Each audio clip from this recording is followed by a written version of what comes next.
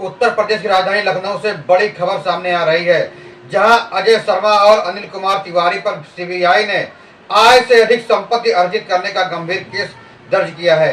ये वही अधिकारी हैं जिन्हें बीते दिसंबर में सेंट्रल ब्यूरो ऑफ इन्वेस्टिगेशन यानी सीबीआई ने उप आयुक्त प्रभा भंडारी और 2 कारोबारियों के साथ लाखों रुपए की नकदी लेते हुए रंगे हाथ गिरफ्तार किया था। इस पूरे मामले ने विभाग में हड़कंप मचा दिया है और अब जांच का दायरा और भी बढ़ा दिया गया है।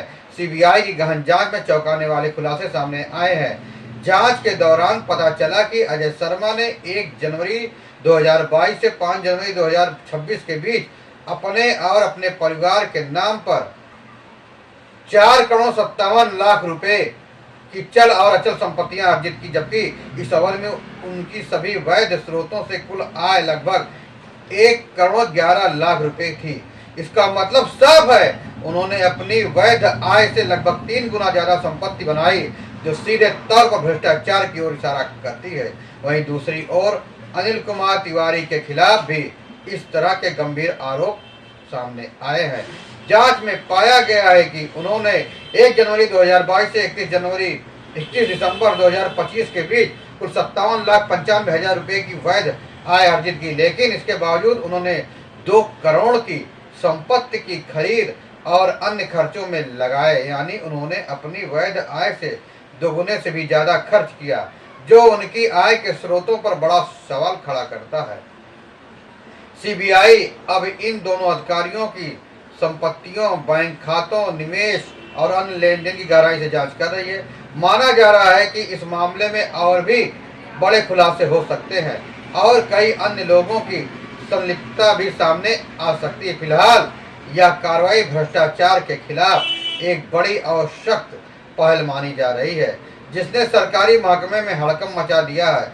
इस पूरे मामले ने एक बार फिर यह साबित कर दिया है कि भ्रष्टाचार की जड़ें कितनी गहरी हो चुकी हैं और कैसे जिम्मेदार पदों पर बैठे कुछ अधिकारी अपने अधिकारों का दुरुपयोग करके अवैध संपत्ति अर्जित करने में लगे हुए हैं। सेंट्रल ब्यूरो ऑफ इन्वेस्टिगेशन यानी सीबीआई की इस कार्रवाई ने न केवल विभागीय सिस्टम पर सवाल खड़े किए हैं, बल्कि यह भी दिखाया कि अगर जांच एजेंसियां ठान लें तो बड़े से बड़े घोटालों का पर्दाफाश किया जा सकता है। जिस तरह से अजय शर्मा, अनिल कुमार तिवारी के खिलाफ आय से अधिक संपत्ति के ठोस सबूत सामने आए हैं, वह यह संकेत देता है कि यह कोई छोटा मोटा मामला नहीं, बल्कि एक संगठित भ्रष्टाचार तंत्र का हिस्सा हो सकता है। यह भी संभव है कि इस पूरे नेटवर्क में और भी कई लोग शामिल हो, जिनकी पहचान अभी जांच के दायरे में है।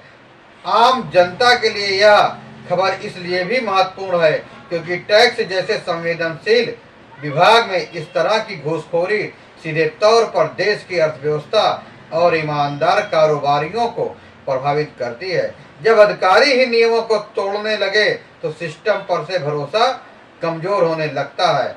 स्वाभाविक है। हालांकि इस कार्रवाई से एक सकारात्मक संदेश भी गया कि कानून से ऊपर कोई नहीं और देर सवेर हर गलत काम का हिस्सा देना ही पड़ता है। आने वाले समय में इस मामले में और भी खुलासे होने की पूरी संभावना है, जिससे यह साफ हो सकेगा कि आखिर इस भ्रष्टाचार की जड़ें कितनी गहरी फैली हुई है। फिलहाल सभी की निगाहें सीबीआई की आगे की कार्रवाई पर टिकी हुई है, क्योंकि यही जांच तय करेगी कि दोषियों को कितनी सजा मिलती है और क्या इस मामले से भविष्य में ऐसे मामलों पर रोक लगाने के लिए कोई मजबूत उदाहरण स्थापित हो पाएगा या नहीं। दोस्तों, आपको यह खबर कैसी लगी? कृपया कमेंट बॉक्स में अपना कमेंट देना ना भूलें। फिर मिलेंगे नई जानकारी के साथ, नई खबरों के साथ। तब तक के लिए जय हिंद, वंदे मातरम।